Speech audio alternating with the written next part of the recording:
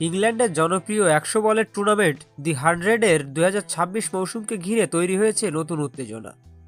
এবারের টুর্নামেন্টে নাম লিখিয়েছেন বাংলাদেশ জাতীয় দলের মোট ২৩ জন ক্রিকেটার। এই তালিকার শীর্ষে রয়েছেন বাংলাদেশের তারকা পেসার মুস্তাফিজুর রহমান। তার ভিত্তিমূল্য রাখা হয়েছে ১ লাখ পাউন্ড, যা বাংলাদেশিদের মধ্যে সর্বোচ্চ। বছরের পর বছর ধরে তিনি বিভিন্ন ফ্র্যাঞ্চাইজি লিগে নিজের দক্ষতার প্রমাণ দিয়ে আসছেন। এই তালিকার দ্বিতীয় সর্বোচ্চ ভিত্তিমূল্য পেয়েছেন তরুণ স্পিনার রিশাদ হোসেন। সাম্প্রতিক সময়ে বিভিন্ন লিগে তার দুর্দান্ত পারফরম্যান্স তাকে এই জায়গায় এনে দিয়েছে। তবে এই নিলামে নেই বাংলাদেশের সবচেয়ে বড় নাম সাকিব আল হাসান। তার অনুপস্থিতি ভক্তদের জন্য একটি বিশাল বিস্ময়।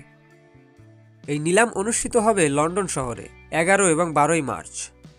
১৮টি দেশের প্রায় ১,০০০ জন ক্রিকেটার অংশ নিচ্ছে এই নিলামে। মুস্তাফিজ এবং রিশাদ ইতোমধ্যে পাকিস্তান সুপার লিগ এবং বিগ ব্যাশ লিগে ভালো পারফর্ম করে নিজেদের প্রমাণ করেছে। ২০২১ সালে শুরু হওয়া এই টুর্নামেন্টে এখনও কোনো বাংলাদেশি খেলোয়াড় খেলেনি, কিন্তু ২০২৬ হতে পারে সেই বছর যখন বাংলাদেশ প্রথমবারের মতো দ্য 100-এ নিজেদের উপস্থিতি জানান দেবে। এখন শুধু অপেক্ষা নিলামের ফলাফলের।